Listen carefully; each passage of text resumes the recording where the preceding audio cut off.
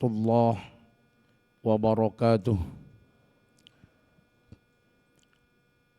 Bismillahirrahmanirrahim. Alhamdulillahilladzi ja'ala nabiyyana Muhammadan imaman lana wa lisairil bashar. Allahumma salli wa sallim wa barik ala Sayyidina wa Nabiyina wa Muhammad An-Nabiyil Mukhtar wa ala alihi al-athhar wa ashabihi al-akhyar wa man tabi'a sunanahu wa atharahu wa sar. Amma ba'd. Sebelum kita melanjutkan kajian zuhur, saya mohon bantuan pembacaan suratul Fatihah dan doa singkat kita untuk kesembuhan keluarga besar Kementerian Keuangan Republik Indonesia Bapak Kiai Haji Yayan Barlian yang sekarang dalam keadaan sakit. Mudah-mudahan Allah mengangkat penyakitnya dan memberikan yang terbaik kepada beliau. Al-Fatihah.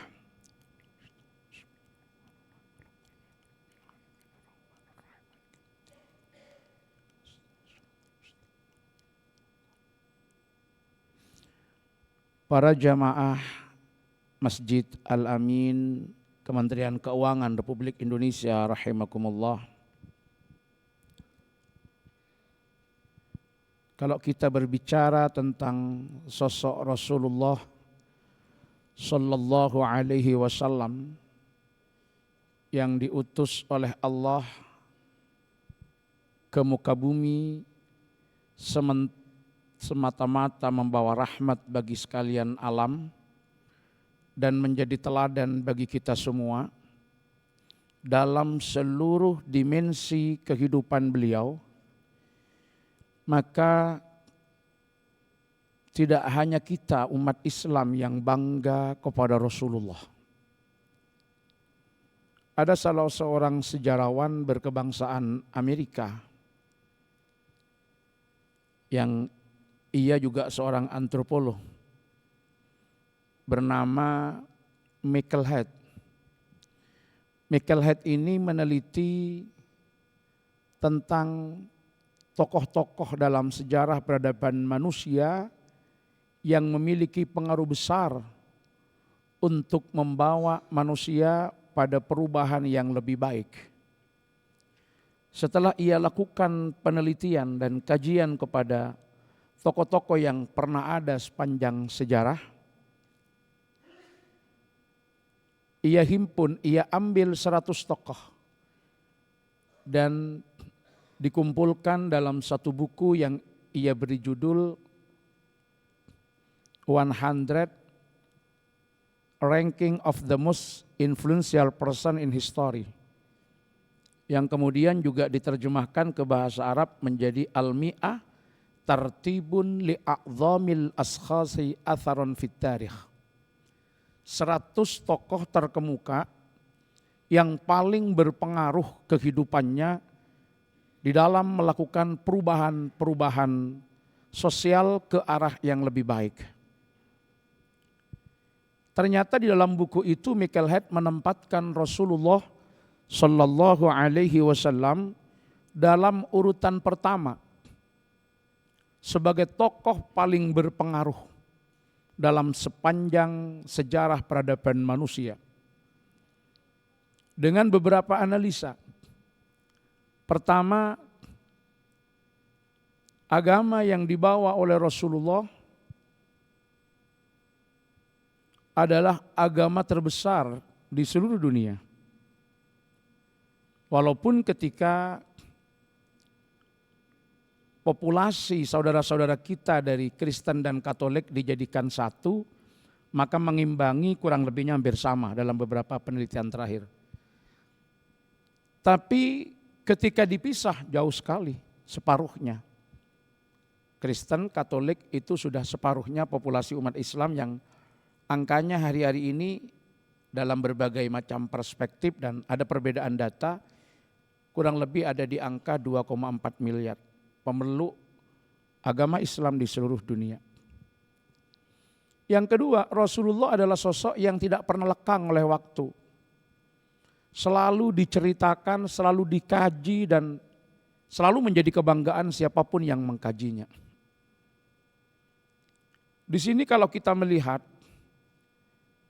apa yang menyebabkan Rasulullah memiliki keberhasilan yang besar di dalam melakukan perubahan sosial kehidupan umat manusia ke arah yang lebih baik. Dan kepemimpinannya dipandang sebagai kepemimpinan paling efektif sepanjang zaman yang pernah terekam oleh sejarah.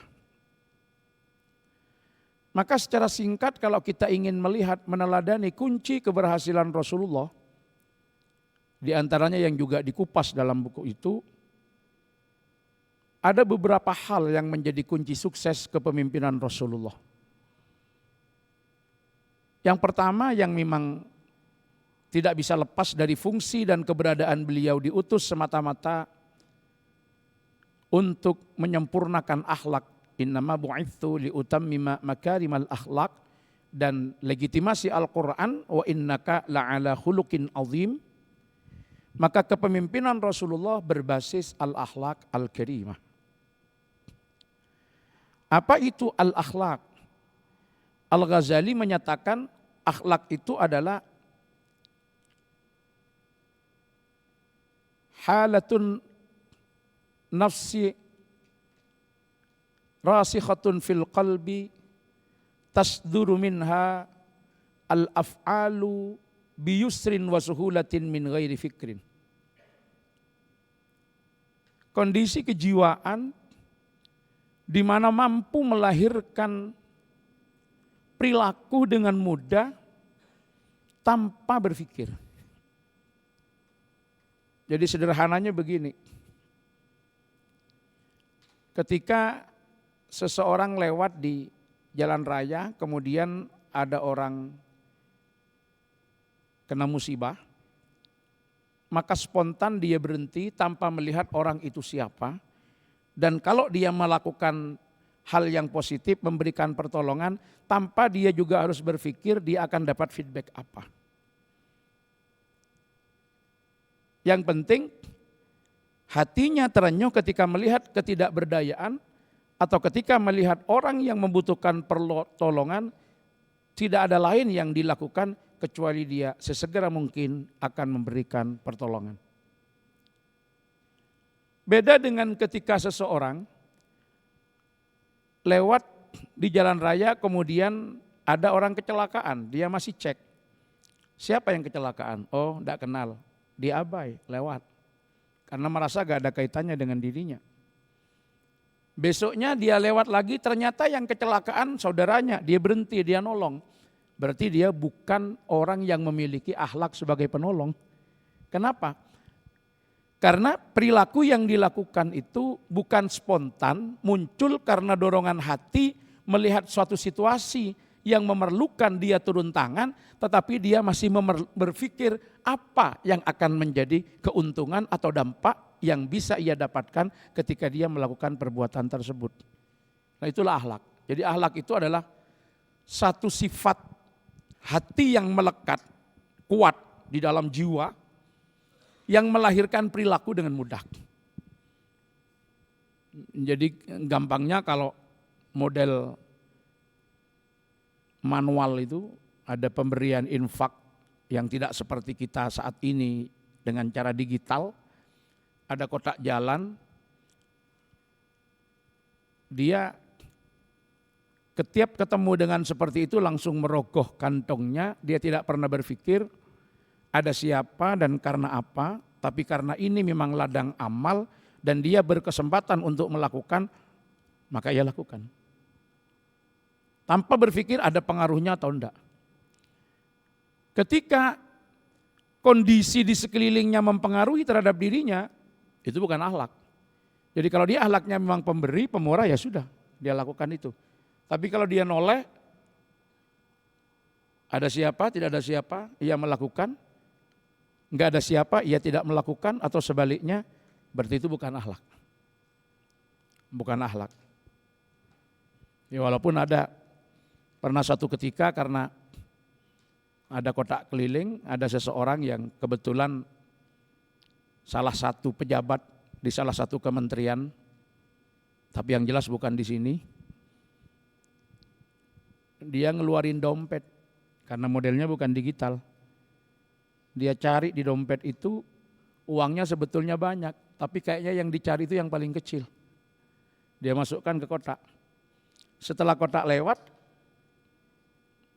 kemudian berputar tepat di belakangnya, dia nggak sengaja noleh. Ada orang yang ngasih dengan angka yang menurut dia jauh di atas dia. Anggaplah yang tadi itu, yang pejabat tadi itu naruhnya 10.000, walaupun di dompetnya ada 100, 50, 20, tapi dia pilih 10.000. Begitu noleh ke belakang, yang di belakangnya itu kok kayaknya penampilannya tidak meyakinkan, tapi bisa naruh 100.000. Baru orang itu mulai mikir, kok bisa orang ini naruh 100.000, padahal saya hanya naruh 10.000. Setelah dia cek, pas keluar ternyata tukang becak.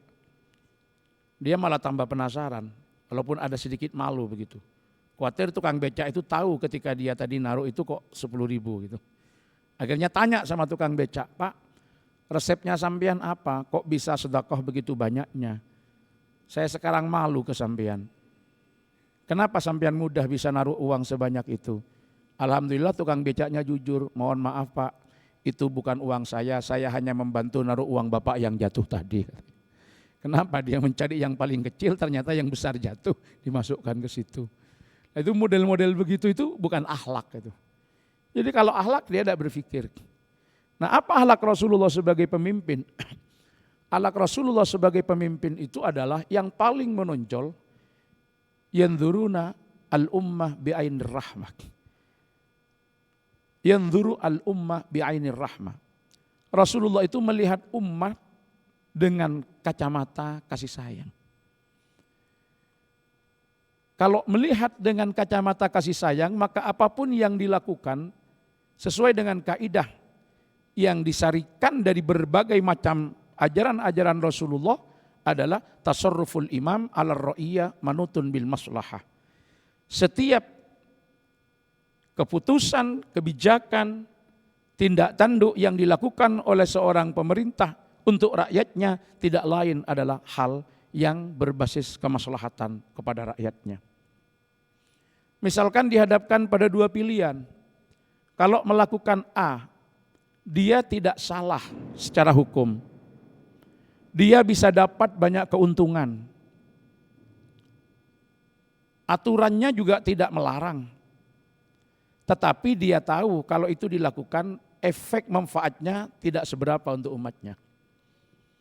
Tapi begitu dia melakukan B, memang dia tidak rugi, tapi dia tidak seberapa dapat keuntungan.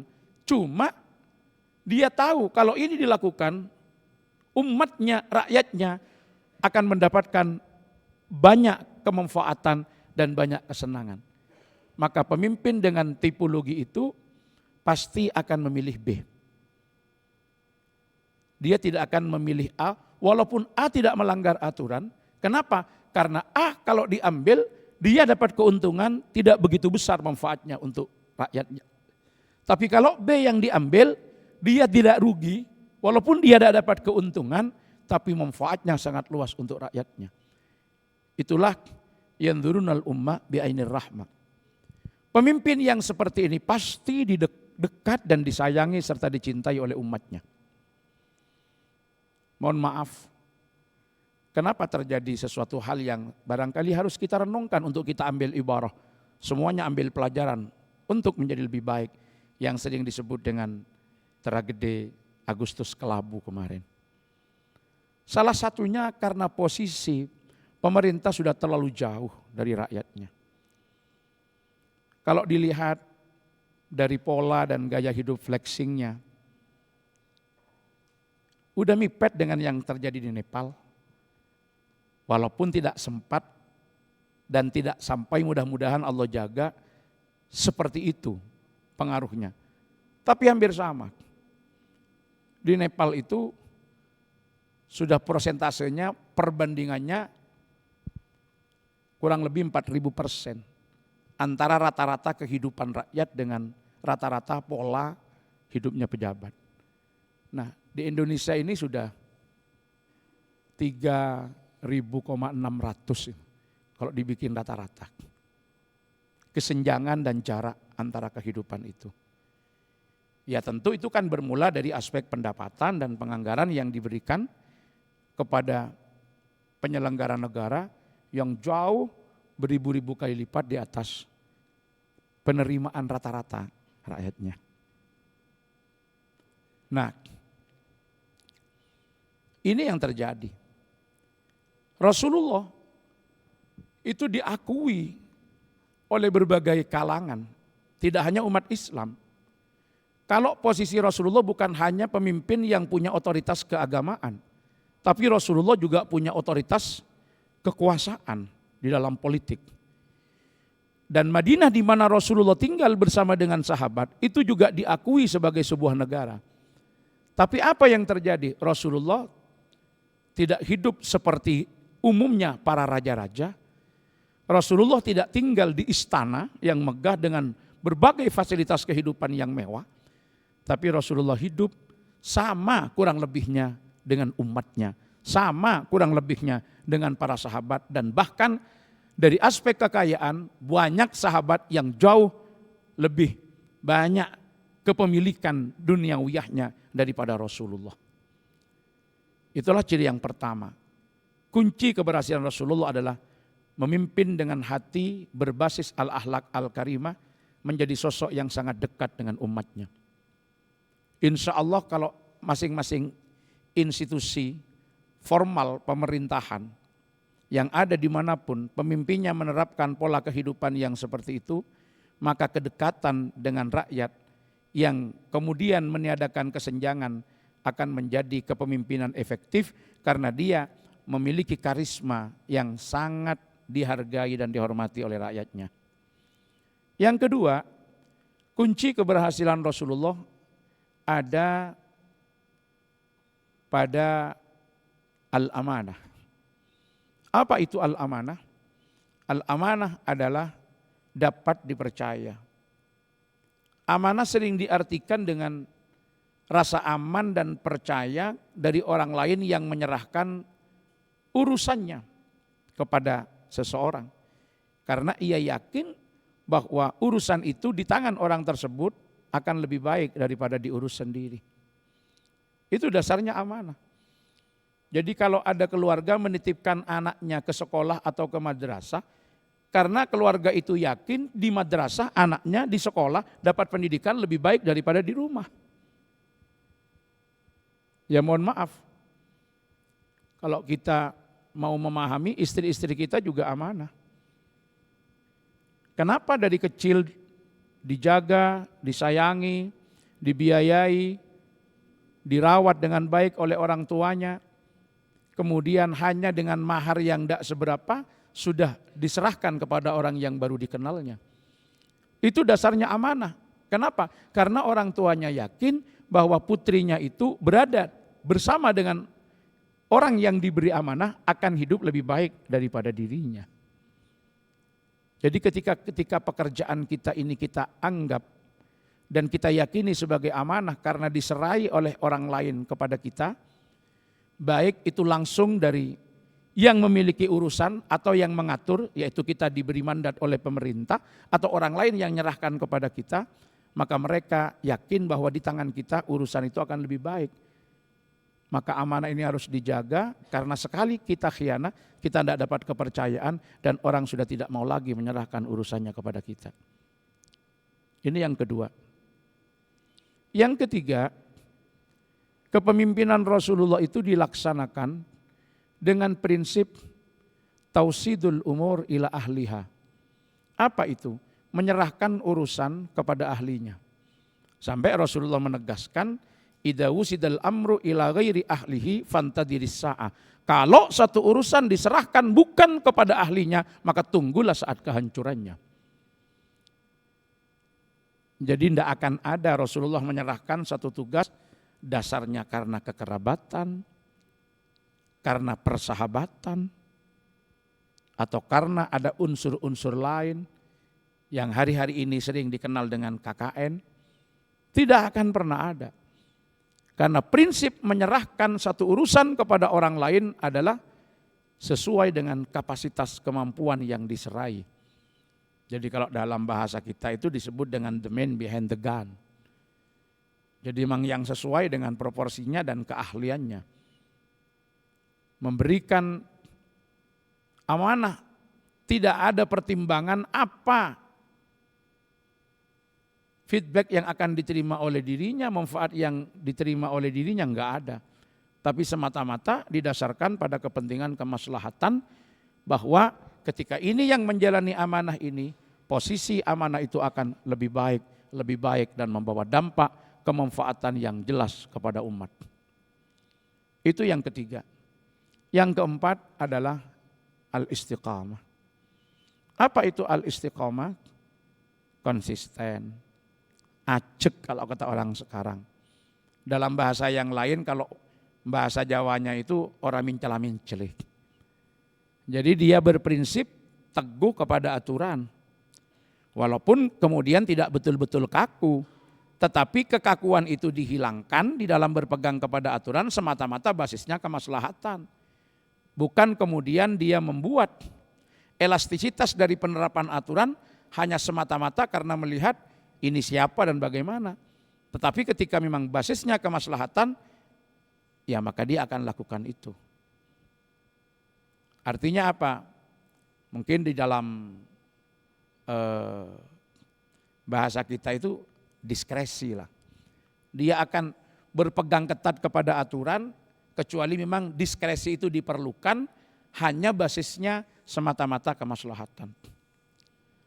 Maka ketika berprinsip ini, insya Allah apapun yang dilakukan akan mendapatkan dukungan penuh karena memang jelas maslahatnya. Islam itu mengatur secara rigid di dalam hal-hal yang seperti itu. Misalkan ketika kita bicara anggaran, mohon maaf di sini tempatnya. Ada yang disampaikan oleh Rasulullah sallallahu alaihi wasallam. Innama anal qasim wallahu wal mu'ti, kata Nabi. Saya ini hanya mendistribusikan, hanya membagi, Allah itu yang memberi, Allah yang punya. Berarti ini simbol bahwa uang itu sebetulnya adalah milik rakyat. Sementara pemerintah hanya mendistribusikan berdasarkan kemaslahatan. Maka bagaimana prinsipnya? Al-aslah sumal aslah. Diberikan sesuai dengan tingkat hajat dan kemaslahatan. Nah di dalam Islam, tingkat kebutuhan itu dibagi menjadi 3. Ada daruriyat, ada hajiat, ada tahsiniyat. Apa daruriyat itu? Kebutuhan yang bersifat primer. Yang apabila tidak dipenuhi akan mengakibatkan tidak berlangsungnya kehidupan. Kalau hajat, kebutuhan yang apabila tidak dipenuhi, kehidupan masih berlangsung tapi menjadi tidak luas. Kalau tahsiniyat, yang hajat itu sekunder, yang tahsiniyat itu tersier, hanya aspek estetik dan keindahan saja. Maka bagaimana ketentuannya? Memberikan anggaran kepada pilar ketiga, yaitu aspek estetika atau tahsiniyat, itu hukumnya haram ketika masih aspek hajiat dan daruriyat tidak terpenuhi. Sebaliknya ketika daruriyat masih sangat jauh dari kecukupan, maka hajatnya itu masih juga bisa digeser. Maka ketika prinsip ini dilaksanakan, ya contoh gampangannya begini, jangan bangun taman kalau masih ada orang yang belum makan. Tidak usah ganti selambu yang apabila tidak diganti hanya tidak elok dipandang kalau kesejahteraan karyawan belum terpenuhi gitu loh. Intinya apa? Ini kan hanya untuk mata, yang itu kan terkait dengan kepentingan kehidupan. Maka ini yang disebut dengan skala prioritas di dalam pendistribusian anggaran yang diajarkan oleh Islam, yang dicontohkan oleh Rasulullah Shallallahu Alaihi Wasallam. Ya salah satu efek kenapa? Karena penganggaran untuk ini dimudahkan, yang untuk ini agak dipersulit, sementara kesenjangannya sudah ada di jarak yang sudah sangat jauh. Itu pasti akan menimbulkan efek. Dan yang terakhir, kunci kesuksesan Rasulullah itu adalah ikhlas. Apa ikhlas itu? Ini kalau dalam bahasa sehari-hari kita sering disebut dengan imshi fi tariqillah wa la tubali ahadan fa inna likulli syai'in muhibban wa mubghidha. Artinya ada yang mengatakan kalau ikhlas itu ya ujungnya melakukan apapun semata-mata mencari ridho Allah. Tetapi prinsipnya di dalam ikhlas itu adalah ibtiadu, apa yang dilakukan itu bukan iktisabi mahmadatin minan nas wa ibtiadi madammatin minhum. Bukan untuk mencari pujian, bukan untuk menghindar dari celaan, tetapi semata-mata basisnya adalah karena ingin mendapatkan ridho Allah yang diterapkan dengan konteks amanah dan kemaslahatan. Konteksnya di situ. Semata-mata itu. Ketika prinsip ikhlas ini sudah dipegang, maka dia tidak akan Allah yakhafu fillah laumata laim, tidak akan pernah takut apapun resiko yang dihadapi kalau dia tegar berada pada on the track. Itu pengaruh daripada ikhlas. Inilah kunci-kunci keberhasilan Rasulullah yang disaksikan di dalam sejarah oleh siapapun yang mengkajinya. Jadi bukan semata-mata subjektivitas kita umat Islam yang sudah terpupuk dan tertanam rasa cinta dan rasa kagum kepada Rasulullah hanya mampu melihat sisi baiknya saja, tapi siapapun yang membedah kehidupan Rasulullah akan menemukan data-data ini. Makanya tadi yang saya contohkan, kalau yang menyatakan para ulama itu lazim. Tapi ini banyak para tokoh dan para pakar, sejarawan, ilmuwan, yang penting dia jujur secara akademik, pasti akan menilai Rasulullah seperti itu. Kecuali memang dia punya kepentingan dan punya tendensi dalam sebuah penelitiannya. Maka ketika kita suguhkan pandangan-pandangan siapapun, maka itulah yang akan ada pada Rasulullah. Tapi sebaliknya, kemudian ketika kita lihat sekarang, justru banyak yang bukan umat Rasulullah sendiri yang meneladani Rasulullah dan ia mencapai keberhasilan. Yang sama dengan apa yang dilakukan Rasulullah, justru disitulah dia mendapatkan keberhasilan. Nah, ini mungkin yang bisa kita renungkan bersama, bahwa kalau hari-hari ini kita berada di bulan Rabiul Awal, banyak orang memperingati kelahiran Rasulullah yang diungkapkan dengan berbagai macam ekspresi kegembiraan, itu penting bagi yang merasa penting, tapi yang lebih penting dari semuanya adalah momentum itu harus dibaca sebagai media untuk mendekatkan kehidupan Rasulullah dalam kehidupan kita, untuk kita ambil berbagai macam hikmah dari apa yang pernah ditorehkan oleh Rasulullah, dan kita ambil solusi kenabian menyelesaikan berbagai macam problem-problem kekinian. Siapapun mau dianalisa dari aspek manapun, kalau hari-hari ini ketika kita berada dalam kondisi dalam tanda petik Indonesia tidak sedang baik-baik saja, kita mampu menghadirkan solusi kenabian dalam menyelesaikan berbagai macam problem kehidupan kita, insya Allah akan happy ending. Dan insya Allah kekerasan, berbagai macam perilaku yang jauh daripada tuntunan akhlak yang baik tidak akan pernah terjadi karena kesempurnaan akhlak Rasulullah Sallallahu Alaihi Wasallam. Mudah-mudahan kita senantiasa diberikan kekuatan oleh Allah untuk meneladani Rasulullah. Tidak cukup berbangga dan memujinya dengan berbagai macam ucapan-ucapan manis, dan bahkan sering kita balut di dalam syair-syair yang masuk di dalam rangkaian sholawat kita kepada Rasulullah.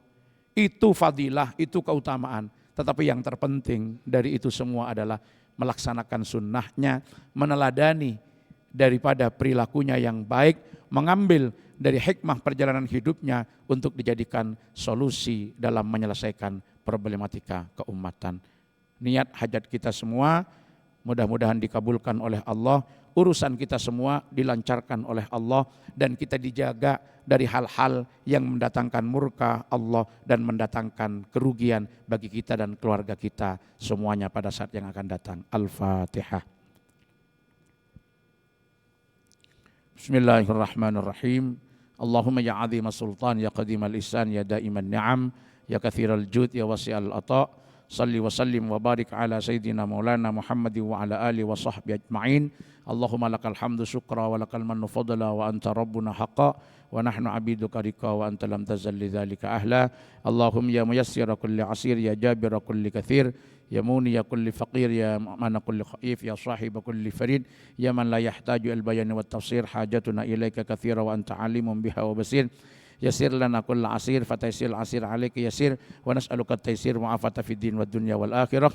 Yasir lana umurana balli maqasidana haqiq amarana tam raja'ana bi rahmatika ya arhamar rahimin. Allahumma fa'na ma 'allamtana, Allahumma 'allimna alladhi yanfa'una, Allahumma faqihna faqih ahlana wa qarabatil lana fi dinina, Allahumma fikna fikhum lima tardadi qawlan wa fi'lan karama. Rabbana taqabbal minna innaka antas samiul alim wa tub 'alaina ya maulana innaka antat tawwabur rahim. Sallallahu ala sayyidina Muhammadin wa ala alihi wa sahbihi ajma'in. Alhamdulillah Rabbil Alamin. Al-Fatihah.